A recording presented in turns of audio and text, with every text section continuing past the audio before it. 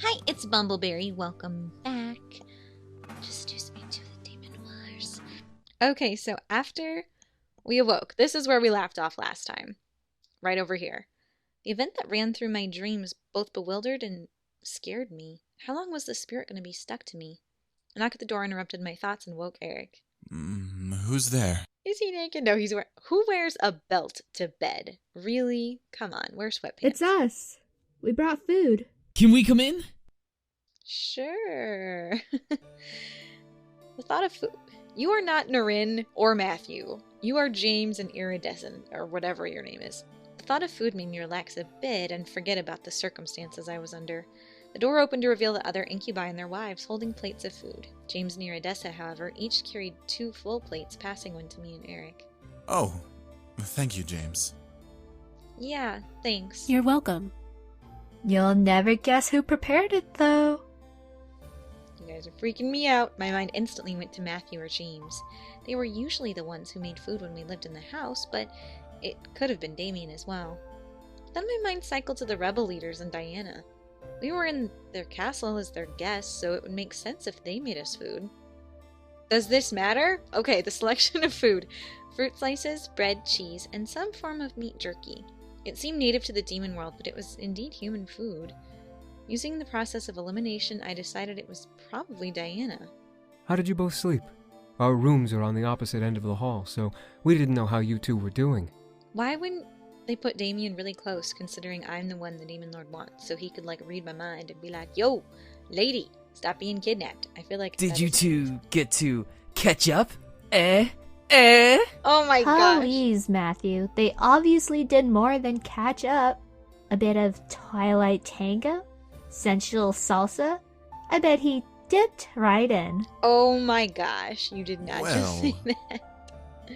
Erik and I looked at each other, ignoring Norn's innuendo as we thought of the seriousness of the situation. Did we want to tell them what was going on?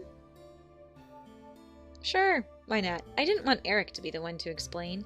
The spirit was in my body and it was my problem. I motioned for Erik to eat before turning to the group and starting my explanation. I haven't been in control of myself because of something. What did you find out? Wait, you're not saying that...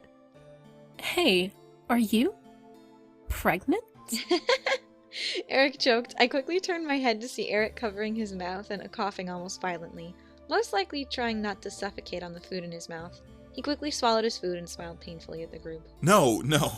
She is not pregnant. How dare you? You don't know that. Oops. That was a whole different matter. For a second, I wondered what Erik thought about the question, but more importantly, we needed to let the group know what was going on. Is having a child that bad? No. Yes, no. The room around me seemed to freeze as the spirit's voice appeared in the air. I looked around and noticed that everyone, including Erik, was still. What? The icky man doesn't think so. He wants to have my babies? What do you mean? In the middle of the room, the spirit appeared, making me gasp. It floated over to Erik and spun around his head, making him light up slightly. Well, if she were pregnant, I'd be able to expand my legacy. What? There's no way. The floating orb can read his mind. Erik? Was that really what he was thinking? He wanted children to expand his legacy? No, this was a trick. I glared at the orb as it finally moved back to the center of the room. You're lying to me. Whatever you're trying to do won't work. I'm not doing anything. Just look at him. Why are you so petulant, you child? I did. Wanting to prove the spirit wrong. Sorry again, late night recording. However, my eyes couldn't lie to me.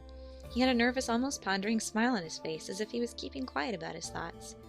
Were the thoughts I heard really Erik's? He's an icky man. He is not an icky man for wanting to have babies with me. I'm fabulous. Would you stop saying that? It's true. He wants to make babies with you. You heard so yourself. Well, I like him too, so it's not icky. He didn't say that. But in a way he did. Expand his legacy? Who says that?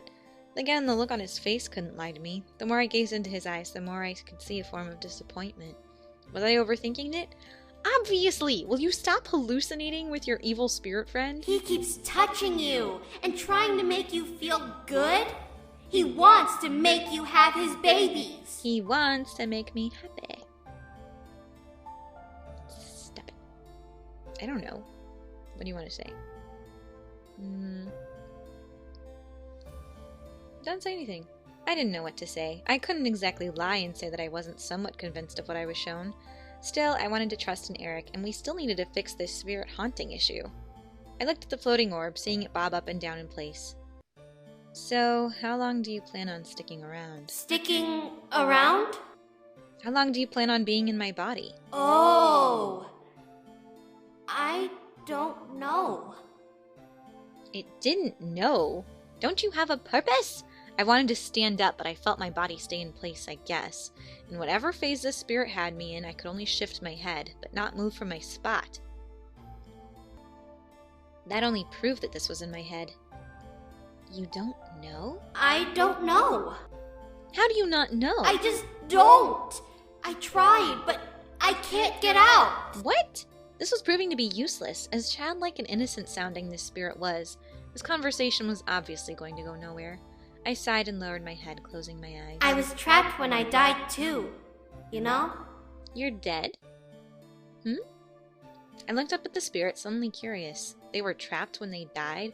Do you want my body? Because you can't have it. I'm using it. Get your own. Go find someone who's like in a coma or something. Like at the end of... Well, I'm not going to tell you what movie it was. Anyway, as the world began to move again around me, the orb vanished without a trace. We have a different issue. My princess is being haunted by a spirit. A spirit? But I can't hear its thoughts. You can't catch everything, Damien. That doesn't make sense. If a spirit's inside of her body, we would have sensed it. That's the odd part. There's someone within her, but they are not powerful enough to be pinned down. It's as if... It's a child. Yes. How did you know? Spirits of children are extremely versatile, miss.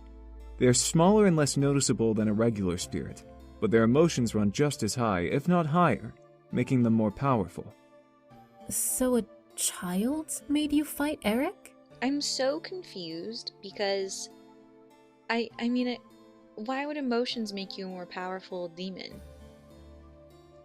Yes, it also called Erik the Icky Man. Well, you were for a long time, dude. You can't deny that. He wasn't icky. That was before I met my princess. I love him. Well, Mika loves him. I love Jackson. He's my boyfriend. I looked to Erik as he looked back to me. His eyes were full of love and appreciation as he smiled down at me, making a small blush run across my cheeks. Erik gently lifted his hand and caressed my cheek, making my face warm up at his touch. You changed me for the better and turned me into a proper man. Goodness knows. I would never wish for you to feel that I am disgusting. Erik. Kiss his cheek. Mwah. Erik was so sweet to think of me. I loved him for everything that he was and is. He was occasionally perverted and seductive now and then, but it was part of the charm I fell for. He was still my Erik. As I kissed his cheek, Erik gasped, and I could feel a quick forming warmth appear under his cheek at my lips. I pulled away and noticed a red tint across his face, but a loving smile still plastered on his expression.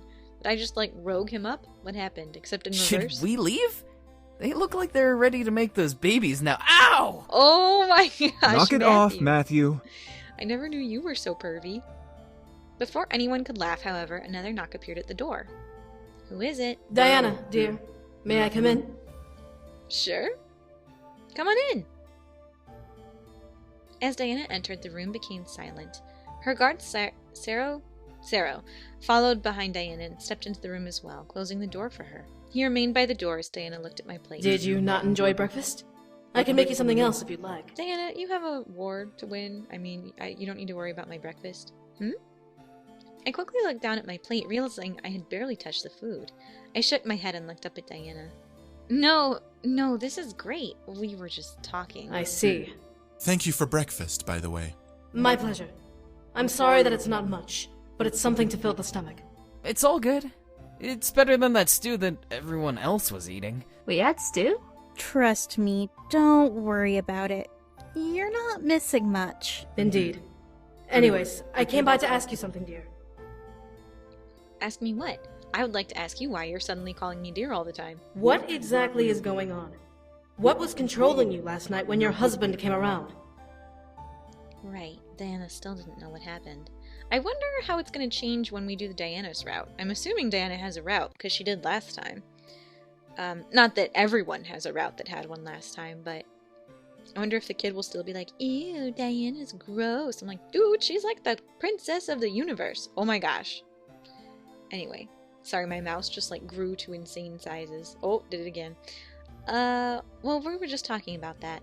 As I stared at Diana, I felt something inside me grow very happy. Why wouldn't I be? She was feeding us and making sure we were at least comfortable.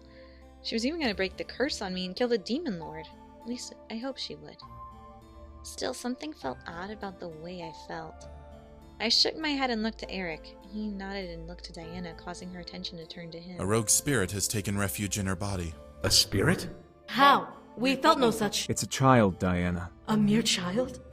What kind of child has that much anger and sadness that they can control the human body? My lady, if I may. Whoa, he's so fast. Everyone in the room, myself included, looked to Sero, who had stepped forward by Diana's side. Diana took a moment to watch him, measuring his intentions before nodding and stepping back. Oh my gosh, do we need this much exposition? Okay, he's looking at me. He stepped over in my direction before bringing his spear up and pointing it at me. What? Whoa, whoa, whoa! What are you doing? Stop pointing pony things at me. Sero continued to stare at me intensely. The spear in his hand began to glow a bright gold and white color, making me feel much more concerned. Sanctus et husexiamentes!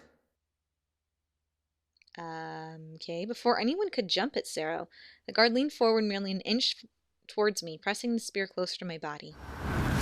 However, it was stopped by a bright white magic barrier that suddenly formed around my body with the sound of a child screaming. The cry rang violently in my head, causing me to grip my head in pain. Ugh! Princess! Alright, let's stop. Erik reached for me but found himself pressing against the shield as well, unable to get close to me.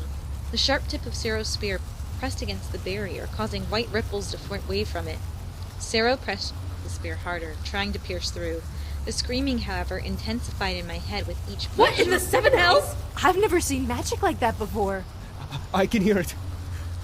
The spirit is crying inside her head. It's hurting her. Oh, really? Damn it! Sero finally pulled back and stepped away from me. The glow around his spear vanished, and Sero looked to Diana. The screaming in my mind stopped at last, and the barrier finally vanished, allowing Erik to wrap his arms around me and pull me close to him. This spirit is extremely powerful, my lady. Powerful enough to block holy magic. That's impossible. Maybe the Demon Lord had another baby? Maybe Diana has an illegitimate baby? Maybe I have a sibling that I didn't know about?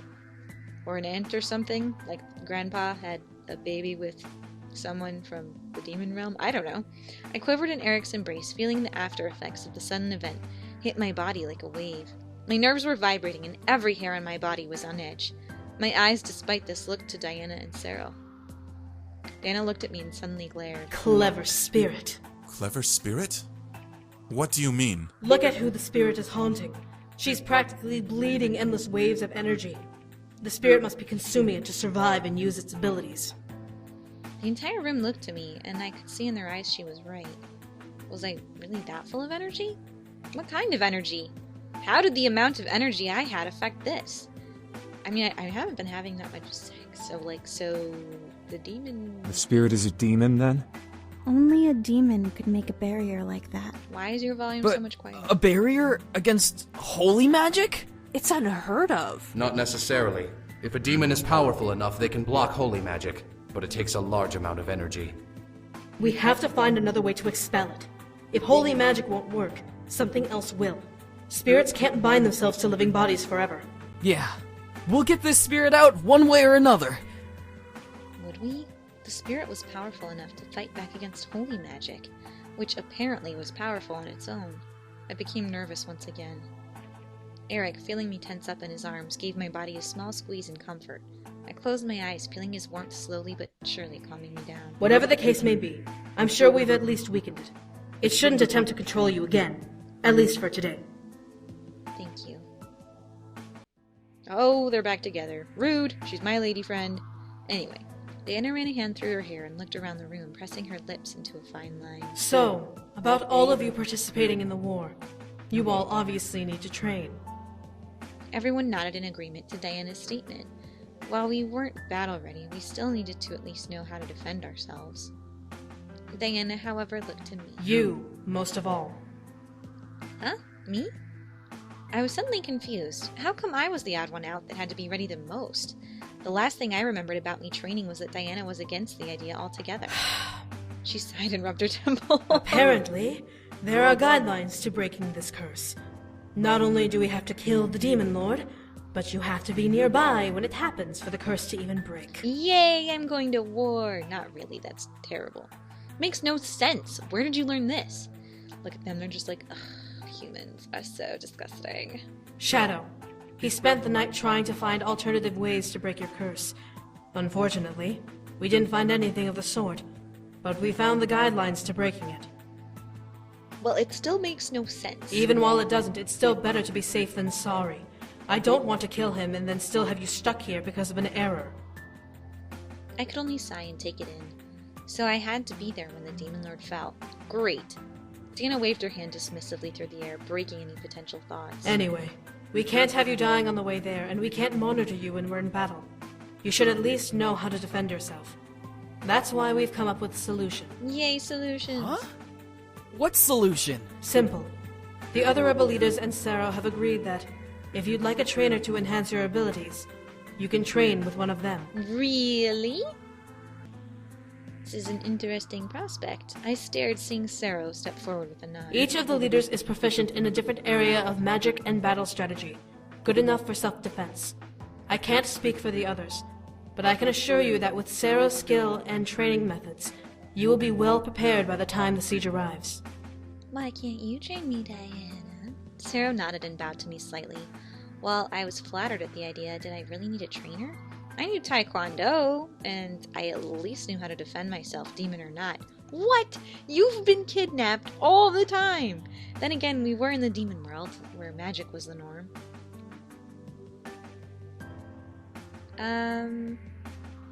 I'll train with him. Whatever, that's fine. I'll ask what the others want to train with me later. But, if she says that I need to work with Sero, I will work with Sero. Sero seems skilled enough to train me. He was Diana's right hand after all, and he was the one who apparently stopped the Demon Lord from getting his hands on me. Plus, he kind of seemed to know what was going on with the little demon baby inside me. I at least had to give it a shot. Sero nodded and looked to Diana, who crossed her arms. Very well. You've made a good choice, I assure you.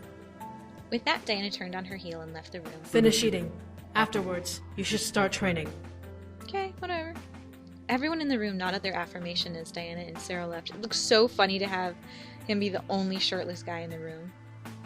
I bet he likes it. He's like, yes, I've been waiting my whole life for this.